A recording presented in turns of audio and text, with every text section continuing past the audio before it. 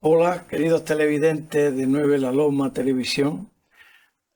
Hoy tenemos un nuevo programa dedicado con el título de Crónicas Baezanas, y en esta ocasión tenemos con nosotros a una persona muy interesante y profundo conocedor de la música y de la historia de la música, que es el profesor Javier Marín López.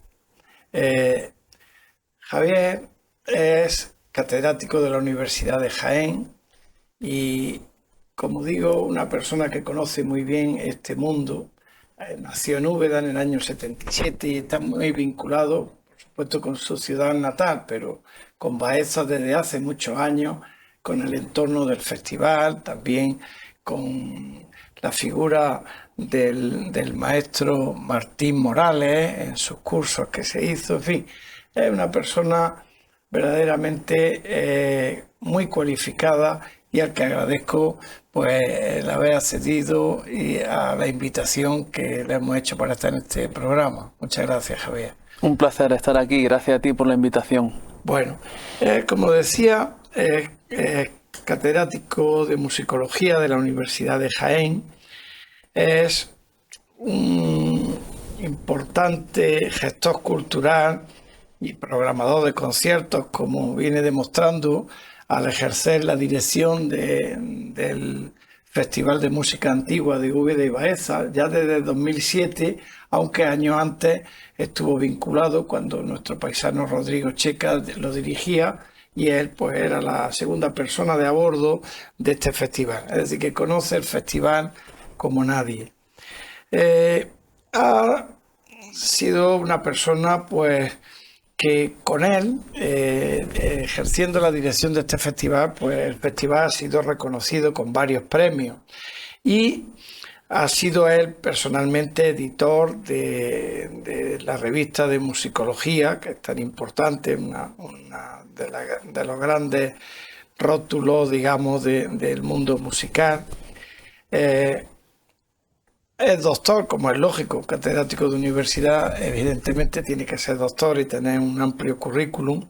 Se doctoró en musicología por la Universidad de Granada y estudió las relaciones musicales entre España y el Nuevo Mundo durante el periodo virreinal, es decir, pues desde la conquista prácticamente hasta la pérdida de 1898 de Cuba, en fin, evocada en tantas ocasiones.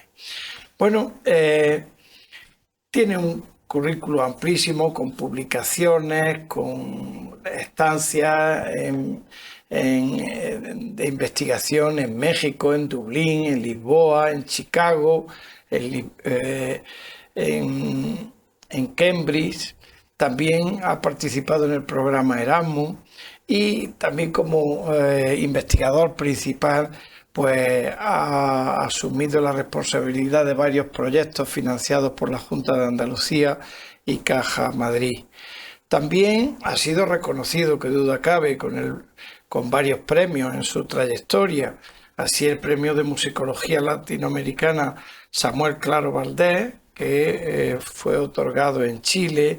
También la Universidad de Jaén lo reconoció en el año 2011, o incluso el periódico Viva Jaén también hace unos años. Quiere decir que es la persona adecuada para hablar del patrimonio musical y conocedor como poco de la vinculación de España con Iberoamérica, con Latinoamérica.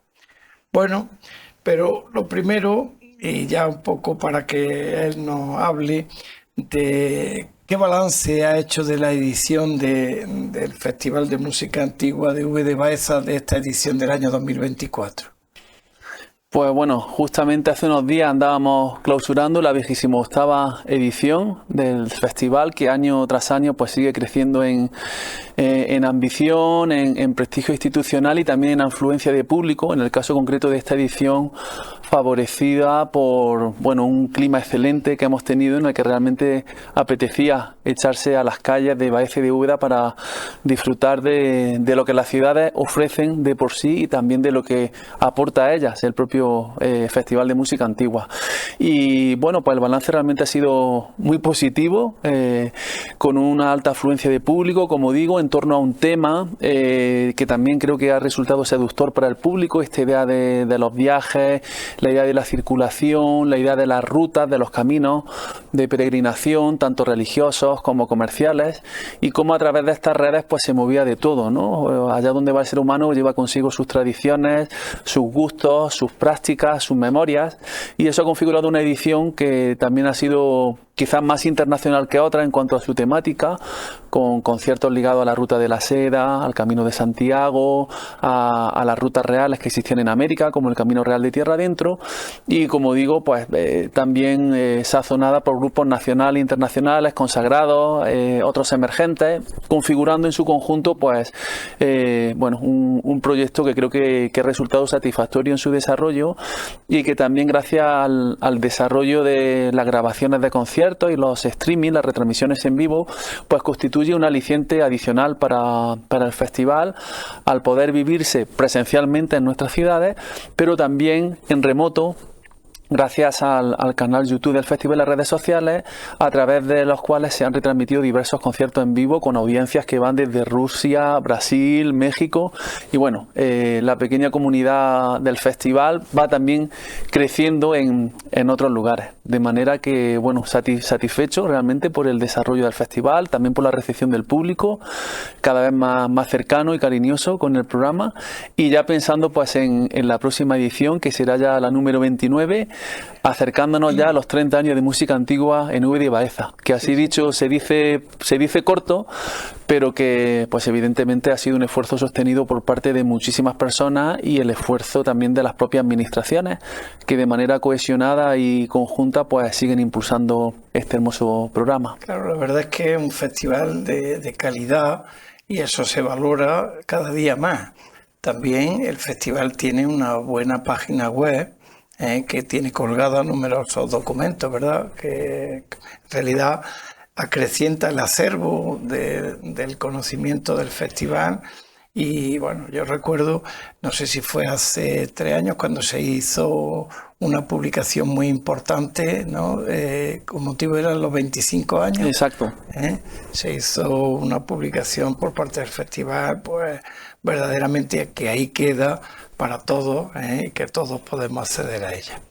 Pero bueno, aparte del festival, Javier Marín pues es un profundo conocedor del patrimonio musical de nuestra provincia, y quisiera que habláramos de algo de esto, pero antes de nada, y esto un poco dedicado a los baezanos, tenemos un conservatorio elemental en nuestra ciudad ya desde hace años, que es el Conservatorio Bartolomé Ramos de Pareja. Entonces, pues me gustaría que antes de entrar en otra materia, pero un poco, pues nos hablara algo de Bartolomé Ramos de Pareja.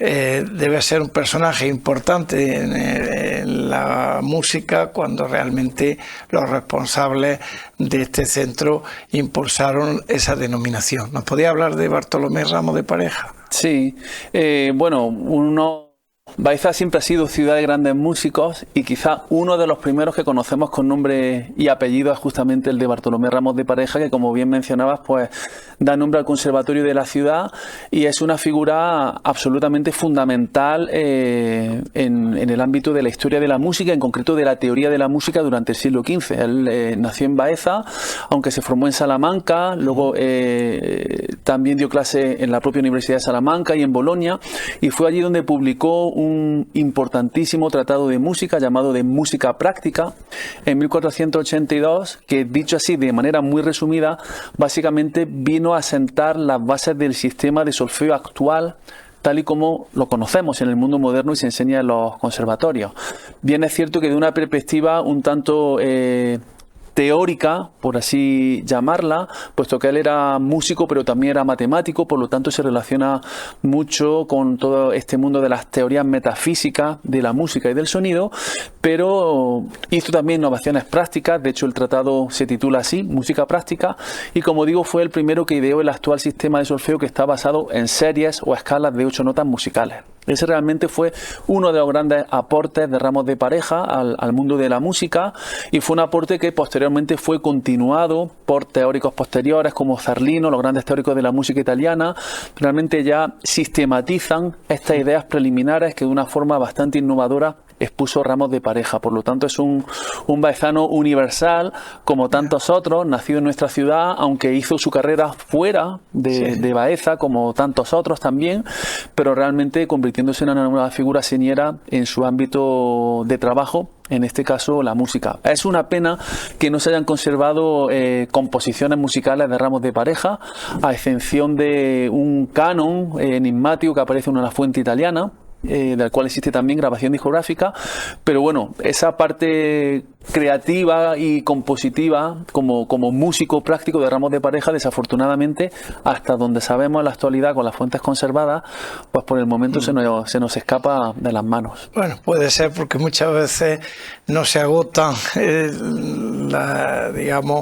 la sorpresa en los archivos, que alguna vez pudiera aparecer alguna composición. Sería magnífico. Bueno, Javier, pues, ¿por qué no nos hablas del patrimonio musical de la provincia de Jaén y con incidencia en Baeza, en Úbeda? ¿Qué tal es el patrimonio histórico musical del antiguo reino de Jaén, de la actual provincia de Jaén? Sí, bueno, aquí yo creo que un primer asunto sería un poco definir los límites del concepto de patrimonio musical, que es también un concepto problemático de definir por la amplitud de elementos que engloban, y en el cual ha habido también una evolución en cuanto a la definición del concepto, ¿no? Inicialmente, al igual que pasa con el mundo de la historia del arte, al hablar de patrimonio musical, uno tiende a pensar fundamentalmente en las manifestaciones físicas o tangibles, los objetos patrimoniales en sí, los que se pueden ver, ¿no?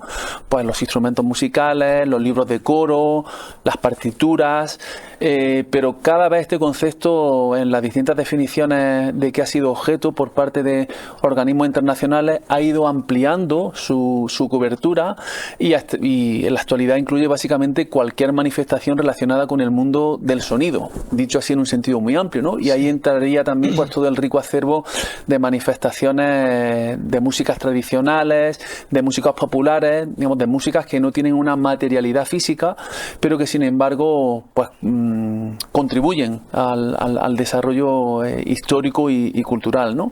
Y luego también en relación a este concepto de patrimonio hay dos ideas que creo que son importantes.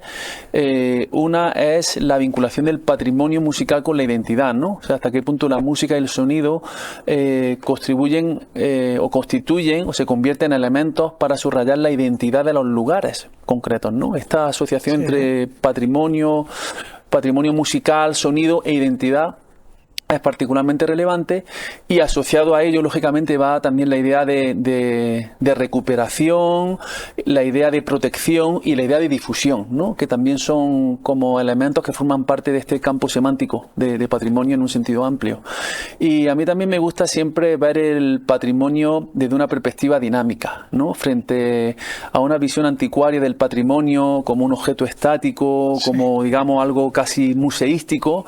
En realidad yo defiendo la visión del patrimonio como un objeto dinámico, el patrimonio que, aunque sea antiguo y en cualquiera de sus formas y manifestaciones, es un elemento que se revive, que se reinventa y que adquiere actualidad en el mundo contemporáneo. Entonces son aspectos que acercan el patrimonio, por más antiguo que sea, al mundo actual. Creo que este es un elemento clave también. En el festival se han recuperado algunas partituras de la propia Catedral de Baeza y demás, estrenándolas y trayéndonos a la actualidad ese sonido del siglo XVII o del siglo XVIII, y en fin, con lo cual se recupera y se proyecta. Exacto.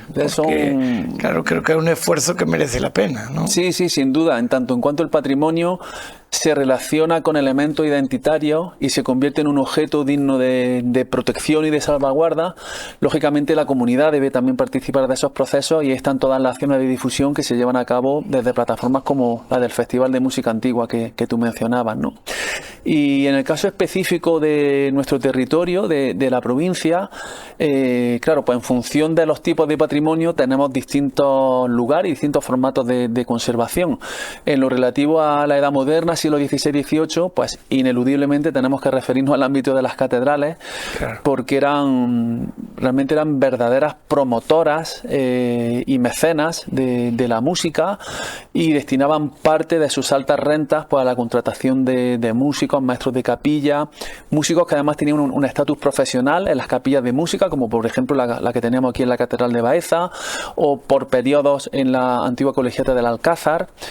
Había capillas de música profesionales donde había músicos asalariados pagados pues por el correspondiente cabildo, la correspondiente parroquia o colegiata. Entonces, de esto cabe deducir lógicamente que gran parte de los fondos musicales conservados de ese periodo sean de naturaleza eclesiástica y estén conservados en archivos eclesiásticos. Aquí, sí, por ejemplo, en la Catedral de Baeza conserva una interesante colección de libros de coro con canto llano, que era la banda sonora, por utilizar un término moderno más habitual en las iglesias y en las catedrales. Era el canto llano que estaba presente de manera continua en todas las ceremonias, diariamente, y en aquellas festividades de mayor solemnidad se incluía la polifonía, es decir, el canto a varias voces, a varias partes, sí, justamente con un elemento de solemnización. Y en la Catedral de Baeza tenemos la suerte de haber conservado una interesante colección de libros de canto llano y también 6 libros de polifonía que contienen tanto repertorio internacional de compositores como, pues no sé, Francisco Guerrero o Giovanni Palestrina, por mencionar 2 grandes figuras del siglo XVI, junto a maestros locales como Manuel Tavares, que fue un compositor portugués que estuvo por aquí a principios del siglo XVII, o Bartolomé de Navarrete. Sí, de Tavares, la partitura que tenemos de fondo de esta conversación que estamos teniendo. Entonces, Javier, ¿está bien estudiado el archivo catedralicio desde el punto de vista del patrimonio musical de Baeza? Bueno, existen algunos estudios puntuales, y aquí me gustaría referirme a un investigador pionero como fue el profesor Pedro Jiménez Caballé, quien en su histórica monografía del año 1991, La música en Jaén, ya dedicó apartados muy sustanciosos a la música en Baeza en general y en particular a los maestros de capilla de la catedral, y posteriormente en otros trabajos, en otros artículos, ya abordó temas particulares como los seises y, digamos, aspectos específicos de la catedral, y ahí ya tenemos un punto de partida relevante, pero la documentación que hay es muy amplia. Mencionábamos antes los materiales propiamente musicales, libros de coro, libros de polifonía. Ha desaparecido lo correspondiente a papeles de música, es decir, todo el repertorio de villancicos, todo lo que la música que no se copiaba ni se interpretaba desde libros, sino que se interpretaba desde papeles sueltos. Ese material se ha perdido desafortunadamente, y es una merma importante que tenemos en el archivo, pero junto a la música están todas las actas capitulares que, digamos, se han espigado algunas noticias en algunos trabajos, pero está pendiente de investigar de manera sistemática lo que es el estudio de la música a través de la documentación capitular. Ese es un trabajo que estaría por hacer, y en este sentido, pues desde aquí también aprovechamos para invitar a jóvenes investigadores que quieran dedicarse a la investigación de la musicología, que en Baeza tienen un archivo del cual todavía se puede sacar muchísimo provecho. Esperemos que en los próximos años desde la cátedra de la Universidad de Jaén pues se pueda impulsar estos estudios, porque verdaderamente ponen en relevancia y es la manera de proyectarlo a la sociedad. Sin duda. Y con respecto a otras instituciones de la provincia de Jaén o de la Catedral de Jaén. Sí, claro, Jaén tenía la peculiaridad como conserva actualmente, de tener dos catedrales. Claro. Esto es una peculiaridad que ha tenido sus implicaciones desde el punto de vista musical, y es que al tener dos catedrales teníamos dos cabildos, bueno, en realidad era un mismo cabildo. Una parte del cabildo ejercía un tercio del cabildo. Ejercía aquí en Baeza, pero lo interesante desde el punto de vista musical es que había maestros de capilla, porque todas las catedrales tenían maestros de capilla, tenían sus chantres, su capilla de música, como indicaba. Y en el caso de la Catedral de Jaén es interesante porque complementa hasta cierto punto lo que tenemos en la Catedral de Baeza, porque allí sí se han conservado los papeles de música, aparte de una colección de libros de canto llano y también de libros de polifonía.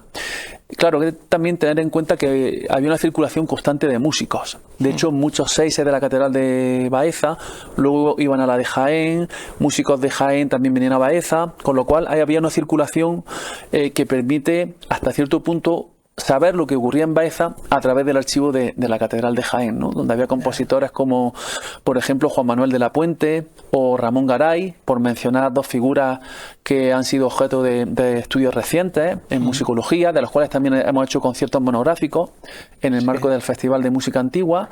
Y bueno, fuera de eso, los dos principales centros, catedrales de Jaén y Baeza, hay también algunas iglesias parroquiales que por su estatus, por su categoría, por su relevancia en la ciudad o villa en la que se ubicaba, tenían también capilla de música.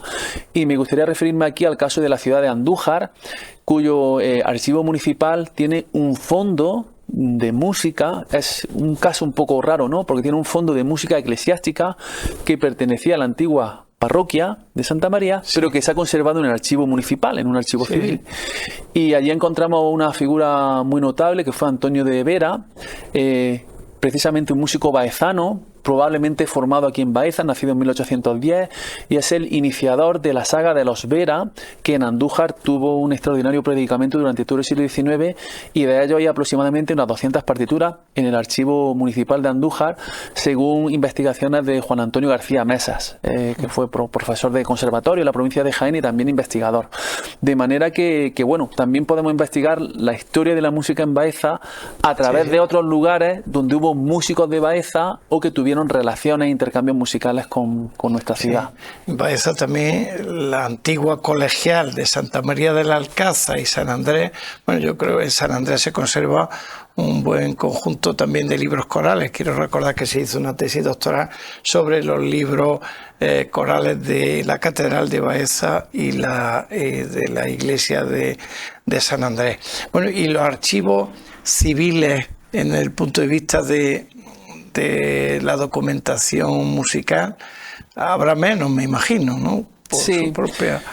Lo que los archivos civiles aportan fundamentalmente es documentación para reconstruir ciertas prácticas o las biografías de los propios músicos. O sea, rara vez encontramos en un archivo civil partituras musicales como tales, pero sí que encontramos información muy relevante sobre la práctica musical de la época a través de, por ejemplo, por citar algunas líneas de trabajo en musicología sobre archivos civiles para reconstruir las biografías de los músicos. Por ejemplo, inventarios con los bienes que tenían los músicos y lógicamente en el momento de la muerte se hacía inventario para venta, almoneda, etcétera.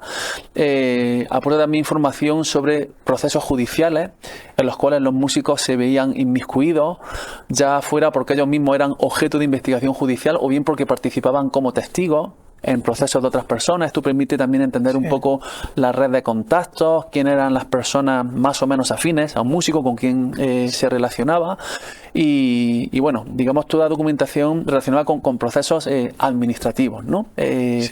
También aporta información relevante a los padrones, que son están conservados en archivos civiles.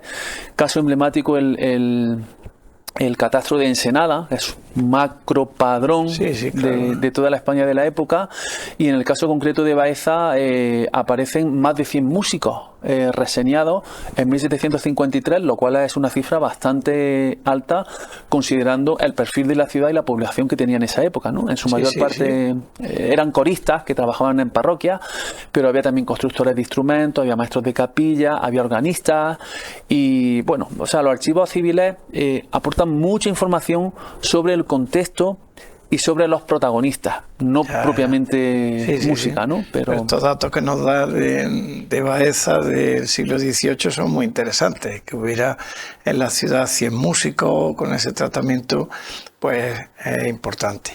Bueno, Javier Marín es un gran especialista en la música en relación con Hispanoamérica. Realmente le ha dedicado importantes estudios y publicaciones, y de hecho en el festival también de música antigua se han estrenado algunas obras que han aparecido en instituciones religiosas de América, y bueno, ya saben todos ustedes que cuando se declararon Baeza y Úbeda, o Úbeda y Baeza, como Patrimonio de la Humanidad, pues una de las ideas fuerzas que tuvo el expediente era la proyección que había tenido, digamos, la arquitectura vandelviriana y la manera de hacer y demás en América, y bueno, y entonces se pusieron distintos ejemplos, se estudiaron.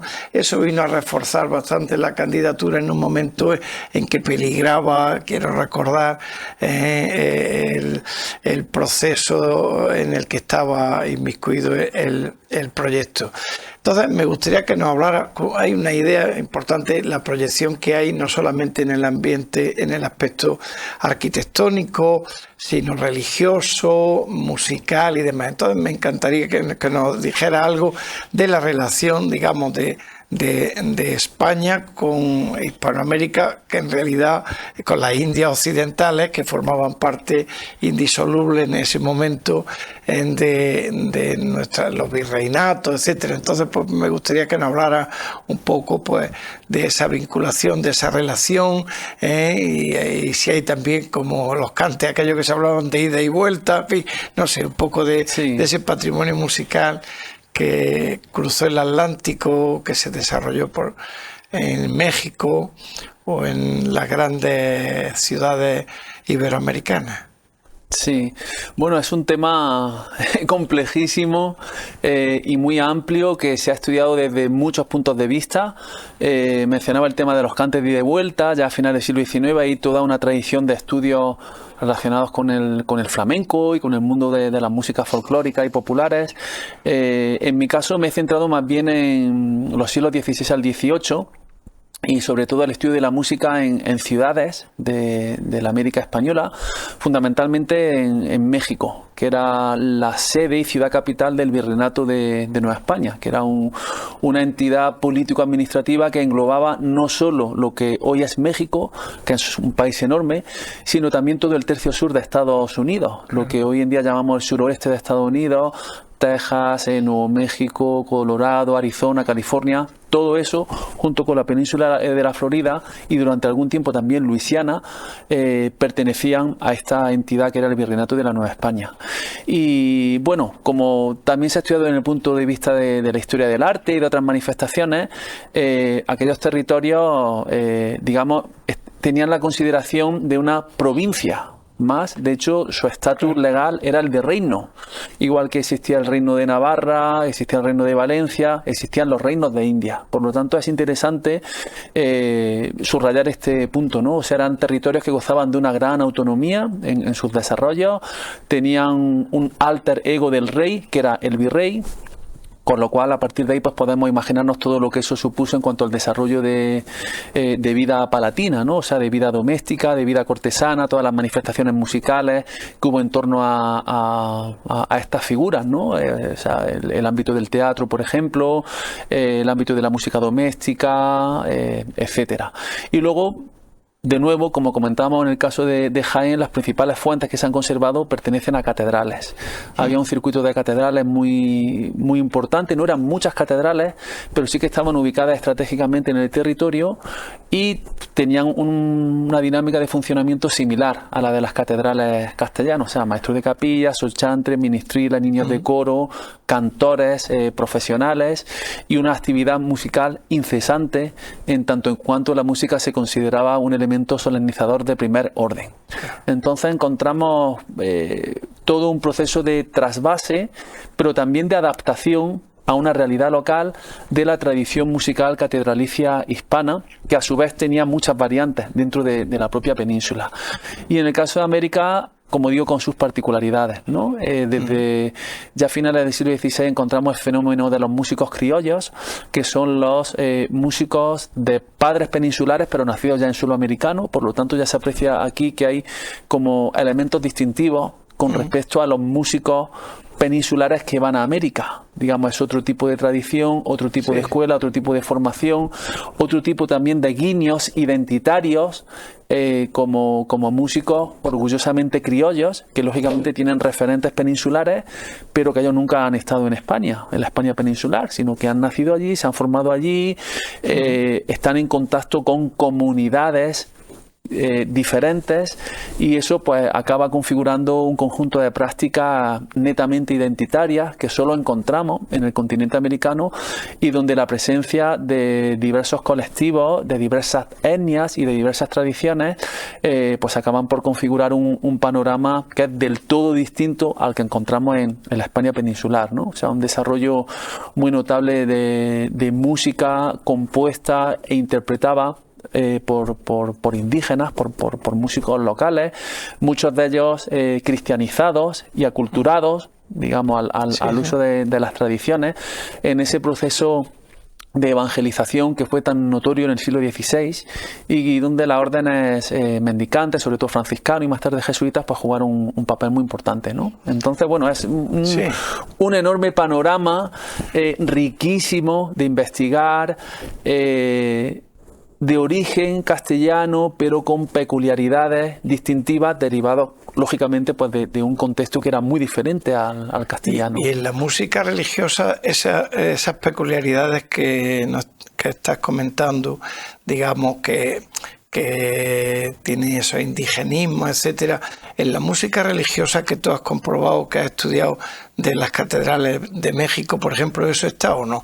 ¿O las vemos absolutamente vinculadas como las prácticas, las grandes composiciones que tenemos en las catedrales de nuestra zona? Sí, bueno, este es un aspecto un poco difícil de estudiar y depende mucho de los centros. En el caso de las catedrales, claro, estaban consideradas un baluarte de hispanidad, y entonces, para empezar, sobre todo en las catedrales muy centrales como México o como la Catedral de Puebla, todos los maestros de capilla, los principales músicos, eran o peninsulares o criollos, que reproducían, entre comillas, muy bien todos los usos musicales de la tradición castellana. Sí. Pero conforme nos vamos alejando de estos grandes núcleos urbanos, de estas grandes instituciones que estaban muy ligadas al poder monárquico y virreinal, en el ámbito de las parroquias, en el ámbito de las misiones, en algunos conventos, ahí sí que se aprecia con una mayor nitidez y con una mayor claridad la presencia de elementos autóctonos, ¿no? Comenzando porque muchas veces los compositores eran compositores locales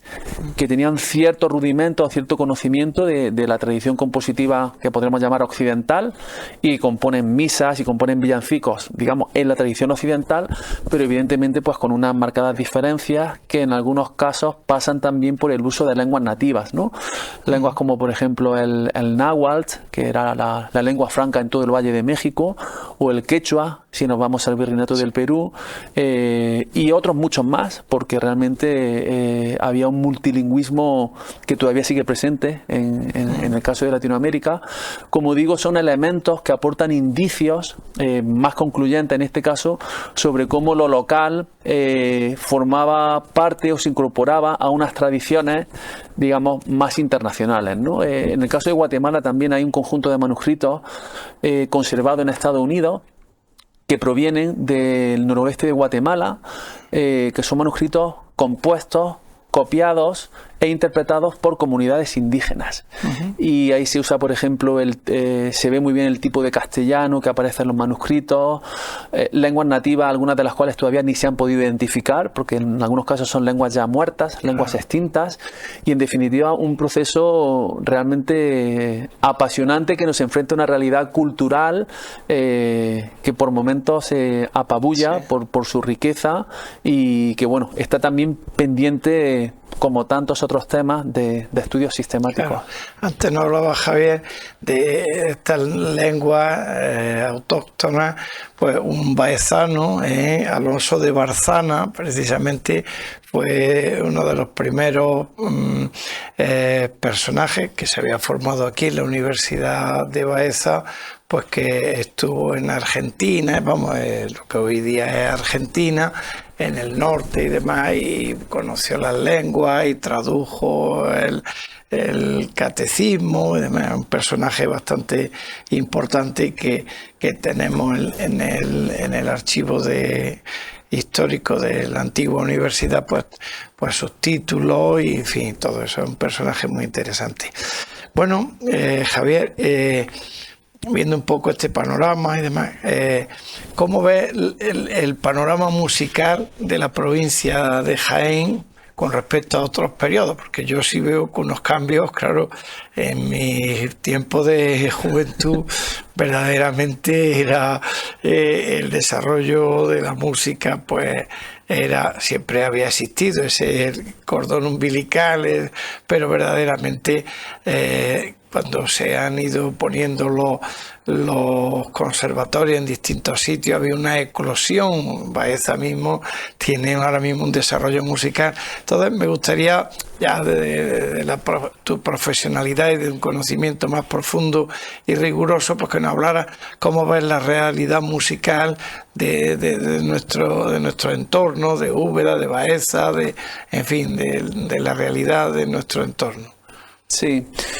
Bueno, yo creo que todo se puede mejorar, evidentemente, siempre hay margen de mejora y qué bueno que lo haya para poder seguir trabajando en esa dirección, pero sí que creo que estamos en un buen momento y hay indicios claros, ¿no?, de esta realidad. Por un lado está el tema formativo, educativo, con los conservatorios. Tenemos un conservatorio profesional aquí en Baeza, un elemental en Baeza, un profesional en Úbeda, profesional y superior en Jaén, otro profesional en Linares. Es decir, poco a poco, con dificultades y con carencias como siempre, pero comienza a haber un tejido que permite que aquellos que quieran puedan tener una formación profesional sin salir de nuestra provincia. Eso me parece ya que es un primer aspecto importante. Y luego otro aspecto que también refleja este momento de ebullición en el que nos encontramos actualmente es la cuestión de los festivales de música. Hemos hablado antes del Festival de Música Antigua de Úbeda y Baeza, que es un festival, digamos, especializado. A mí no me gusta mucho esa palabra porque parece como que esto es solo para expertos y en realidad no, o sea, eso es música y la música es para todo el mundo sin ningún tipo de etiquetas, ¿no? Pero bueno, es un festival que ya tiene casi 30 años. Tenemos también Baeza Fest desde hace aproximadamente una década, centrado específicamente en el impulso de los jóvenes, que es una inversión que nunca es pequeña, ¿verdad? Sí. Todo lo que se invierte en esa dirección muy interesante. Un festival que poco a poco ha ido también creciendo en ambición y con un posicionamiento ya muy interesante en el panorama de los festivales nacionales en el segmento de jóvenes. Y bueno, realmente Jaén es la provincia de los festivales, porque tenemos festivales de muchísimos estilos a lo ancho y a lo largo del territorio y bueno, no sé hasta qué punto podríamos calificarla como la provincia de los festivales, ¿no? Porque bueno, mencionábamos esto, en el caso de Úbeda está el Festival Internacional de Música y Danza, tenemos Vértigo Festival, tenemos Mar de Canciones en Torre Perojil, tenemos la Cita del Folk en Jodar desde el año 72, más vinculado al ámbito de las músicas folclóricas o tradicionales, y aquí también habría que citar como una figura importante a nivel histórico la de Lola Torres, con su famoso cancionero popular de Jaén, claro. Y todo el Festival Folk del Mundo que se hace en junio en Jaén Capital. Tenemos Música en Seguro, tenemos el Festival Internacional, que es un festival concurso, el Premio Jaén de Piano, y en definitiva, es decir, muchísimos festivales teniendo en cuenta la población realmente que tiene la provincia y sobre todo festivales de muy distintos tipos de música, calendarizados, distribuidos a lo largo de todo el curso, de todo el año, y en fin, yo creo que eso también refleja el posicionamiento de la música en el conjunto de la provincia de Jaén. Y como tercer indicador, mencionábamos el tema de la formación conservatorio, el tema de los festivales. Hay otro elemento clave, es el tema de las bandas de música, que no hemos tratado aquí, Sí. pero que en el caso de nuestra provincia pues merece también un apartado importante, tal y como han revelado los estudios de la profesora Isabel María Ayala Herrera sobre las bandas de música en la provincia de Jaén, o de la profesora Virginia Sánchez, quien ha estudiado la música en la provincia de Jaén en el siglo XIX a través de la prensa, con mucha presencia también de bandas. Entonces, un capítulo que también en el caso de esta ciudad, bueno, tiene una larga trayectoria, con las dos bandas de música que existían al principio del siglo XX, las dos también que existen en la actualidad, y bueno, son formaciones de un nivel muy alto, incluso en el caso de Baeza también, con todo lo que se genera en torno a la asociación musical Ciudad de Baeza, con la orquesta sinfónica, la orquesta de jóvenes, en fin, el caso de Baeza es particularmente, digamos, relevante y va a la punta de lanza a nivel provincial en cuanto al desarrollo de estas formaciones, ¿no? El tema de las bandas de música es realmente un punto y aparte por todo lo que mueven a nivel social, por su presencia tan instalada en la cotidianidad también de la población, los fondos documentales a los que han dado lugar, todo el tema de los archivos de música de bandas, donde hay un material, vaya, interesantísimo, compuesto por los antiguos directores de banda. En el caso de Baeza hubo muchos. Mencionaba antes el caso particular de Martín Morales Lozano, compositor de quien yo he tenido también el gusto de tocar algunas piezas en mi periodo como músico de banda también, porque yo he sido músico de banda aquí en la comarca, y bueno, un elemento fascinante no solo en la actualidad, sino a nivel histórico, ¿no? Hay un dato que aporta la profesora Isabel Ayala en su tesis doctoral, y es que Jaén era la provincia que tenía más bandas de música en los años 30 y 40, bandas de música que pertenecían al Cuerpo Nacional de Directores de Banda. Es decir, hubo una época en que las bandas de música, como pasa hoy con la judicatura y con los jueces, era un concurso nacional.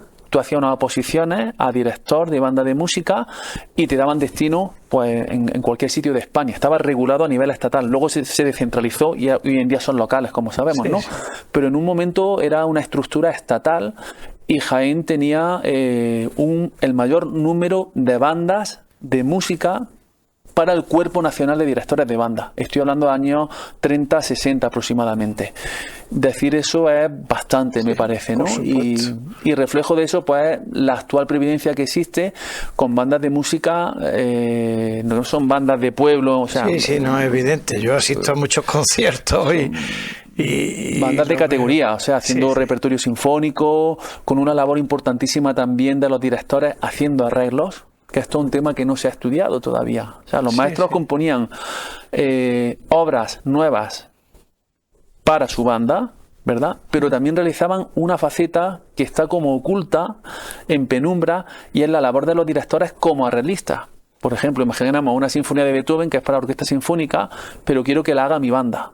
Hay que hacer un arreglo para los instrumentos de la banda. Claro, indudablemente. Y esos arreglos en algún caso revisten un carácter creativo que no hace que deban ser considerados, en mi opinión, como si fueran sucedáneos, como obras de segunda. No, hay arreglos que por su sofisticación y por su interés casi como son nuevas obras de música, ¿no? Y esta es una faceta creativa de los directores de banda que también merecería ser estudiada, ¿no? En fin, son algunas pinceladas sobre la situación actual de la música en la provincia, que creo que es positiva, pero que por supuesto también necesita de apoyos e impulsos para mantenerse y en la medida de lo posible que también crezca, porque nuestra provincia es una provincia muy grande, no estamos muy bien comunicados y es importante que se inviertan más recursos en ello. Hombre, indudablemente es un momento bueno de la realidad musical, pero efectivamente hay que mantenerlo, y para eso hay que invertir y que las políticas se mantengan y que se mejoren, porque si no, lo mismo que se ha llegado a un punto de buen desarrollo, pues puede iniciar un declive, y eso se corrige pues invirtiendo en música, teniendo una política docente adecuada, etcétera, etcétera. En fin, como ven ustedes, el panorama que nos traza el profesor Javier Marín es de un gran conocimiento de esta materia, tanto desde el punto de vista histórico como de la realidad musical. Y yo le agradezco de verdad su presencia aquí para ilustrarnos, para darle fuerza y rigor a estas opiniones, porque nos ayuda a comprender mejor nuestro pasado musical, nuestro patrimonio y la realidad que vivimos. Así que muchas gracias por estar con nosotros en estas crónicas baezanas y nada, a ustedes hasta la próxima ocasión. Muchas gracias. Muchas gracias.